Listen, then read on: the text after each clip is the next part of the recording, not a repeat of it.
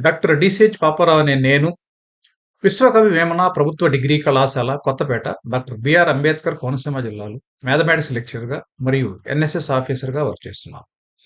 వికసిత్ భారత్ 2047లో భాగంగా స్వచ్ఛాంధ్ర స్వర్ణాంధ్ర కార్యక్రమాల్లో స్వచ్ఛందంగా పాల్గొంటూ జాతి నిర్మాణంలో నా వంతు బాధ్యతగా ముందుగా విద్యార్థుల వ్యక్తిత్వ వికాసం, సామాజిక బాధ్యత మరియు దేశభక్తి ద్వారా అందించగలను.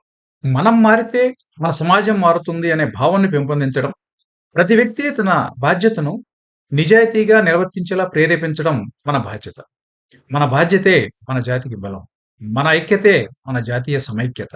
ప్రతి విద్యార్థి, ప్రతి అధ్యాపకుడు, ప్రతి పౌరుడు జాతి నిర్మాణంలో భాగస్వాములే. ఒక అధ్యాపకుడిగా నేను విద్యార్థులకు పాఠాలను బోధించడం మాత్రమే కాకుండా నిజాయితీ, నిబద్ధత, క్రమశిక్షణ, బాధ్యత, జ్ఞానం, నైపుణ్యం, విలువలు, దేశభక్తి మరియు సామాజిక బాధ్యత కలిగిన ఉత్తమ పౌరులుగా తీర్చిదిద్దడం ద్వారా జాతి నిర్మాణంలో నా వంతు పాత్రను పోషించగలనని ప్రమాణం చేస్తున్నాను.